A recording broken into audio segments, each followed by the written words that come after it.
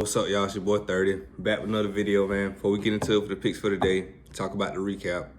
I fell asleep last night, woke up to this train wreck of the picks I gave out yesterday. Complete and utter bullshit and trash. Like, where do I start? You know it's a tough day, tough night when the only one that covers is the Lakers.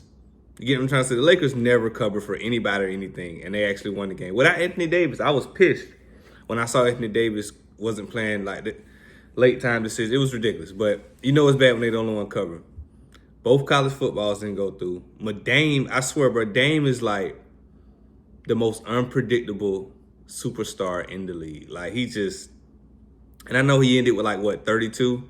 No, 33. I had him at 31. But that layup or that three hit, I didn't watch the game. Whatever he did, that free throw, everything matters. Like, it was just ridiculous. But we're gonna bounce back today, man.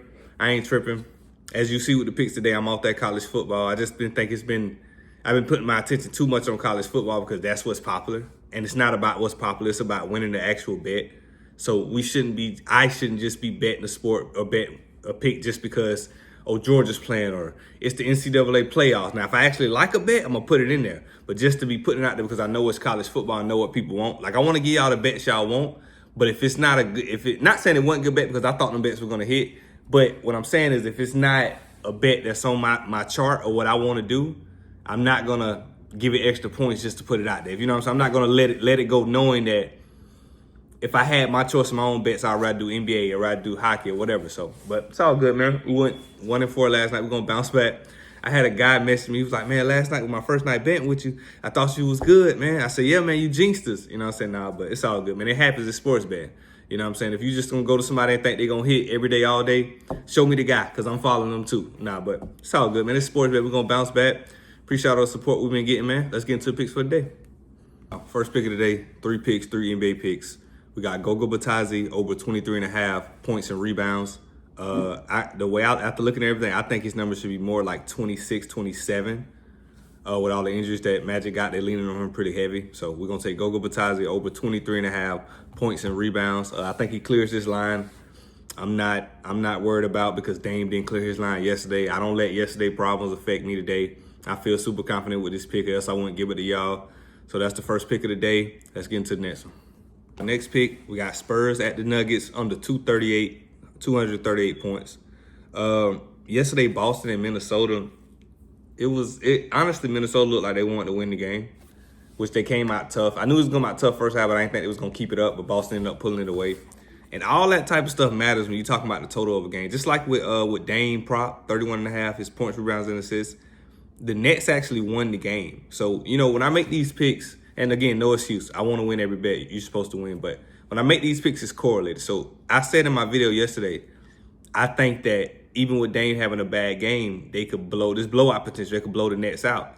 But in return, they actually lost the game. So Dame probably had to put a little. I didn't watch the game, but I'm assuming Dame had to put more effort for sure. Especially if they were down most of the game. But yeah, so we're going to take Spurs at Nuggets under 238 points. I just don't see Nuggets being home, winning this game, controlling the pace, and they giving up 120 points to the Spurs. And Nuggets are not going to score 120 points. I just don't see it. I think, it's not the All-Star break yet, but it's coming close. Teams are kind of getting into that semi-playoff form. I think Joker will be better. Of course, Joker's Joker. Denver hasn't been the same, but I think they can beat the Spurs on a random Friday night, honestly. So I'm taking Spurs at Nuggets under 238 points. I think the line is at like 236. You know, I bumped it up 2 points just to be a little safe. But I still like the line wherever it's. I think you can take the under and it should be a lock. 236, under 236, that's the line. But yeah, let's get into the next one. Last and final pick, we got the Celtics on the road against the Rockets. The Celtics are favored by 3, but I was going to take them -3 because I think they win this game outright too by like 5 or 6. But we're going to go ahead and take them money line at -145 odds. We're going to take the Celtics money line. Here's why. We know last night they killed us on the under ticket with Minnesota, right? They were home. I think that they were not, how can I say this? Celtics are one of the best teams in the league, if not the best teams in the league. They're not old other than Al Horford. A back-to-back does not apply to the Celtics whatsoever.